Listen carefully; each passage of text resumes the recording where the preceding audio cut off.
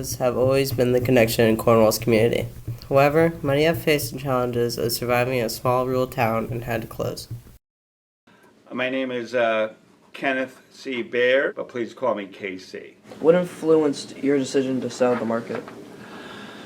The recession of 2008.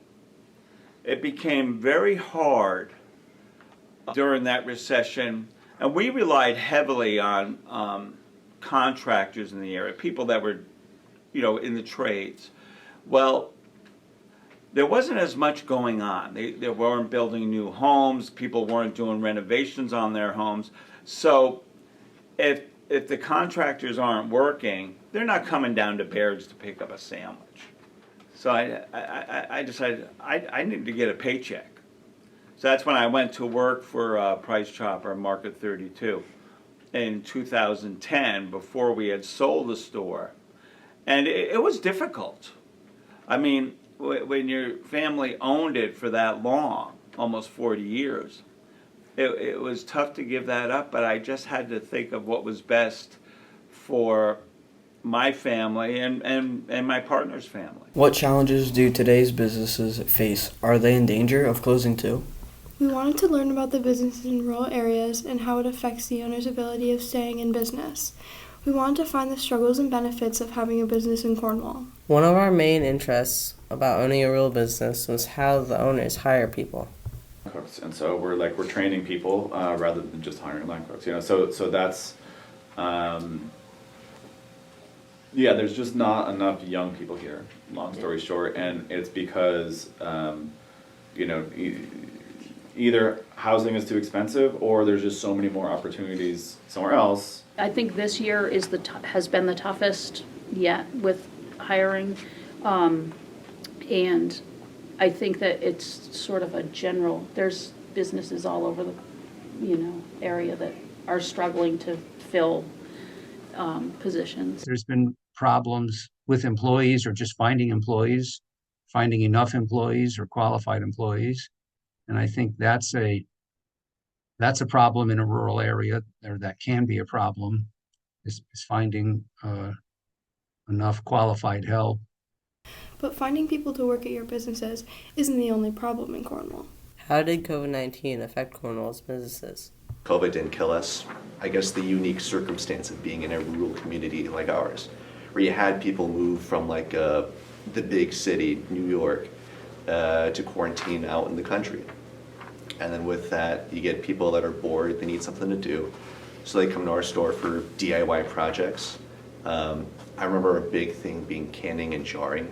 You had a lot of people gardening and they needed to store their vegetables. So I would say we're on some strong legs at the moment. I've seen the numbers too, we're going up in profits, and it's not slowing down anytime soon. The 2021-22 season was probably the busiest 7 days a week. Weekends are really busy, and vacations are really busy.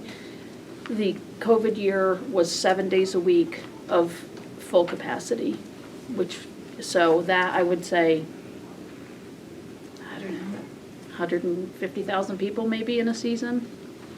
Maybe, I don't know, but that was a crazy time for sure. So the schools were open here, and life during the pandemic up here was kind of the same as life is here anyway. And then it's just a lot easier to be, we spent a lot of time in the woods, we spent a lot of time outside. So that was sort of the push. Though Cornwall's businesses have their own unique challenges, for the most part, they enjoy spending their time here and become optimistic for the future. With a small client base, I'm able to be one-on-one with locals, and I can know what they need immediately. When they come up, I just know I can pull up whatever discount that I need to for them.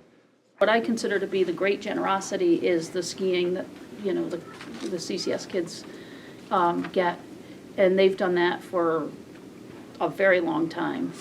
I think Mohawk really enjoys doing that for the community, and I think that is a good thing that they do. So. I'm the treasurer now. I was on the Board of Selectmen for a number of years.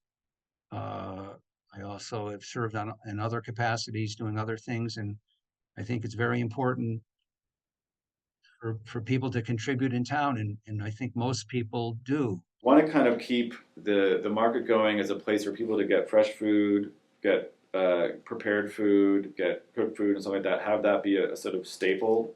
There's no place in like 20 minutes to get food out of there, so we're full on food desert in the middle of farm country.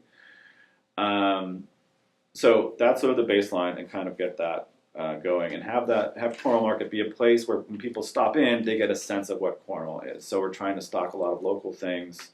We're trying to stock, we're trying to get the book section, and there's tons of people in Cornwall that have published books. Let's get all of their books in there, so that when you stop in there, you get a sense of what is Cornwall.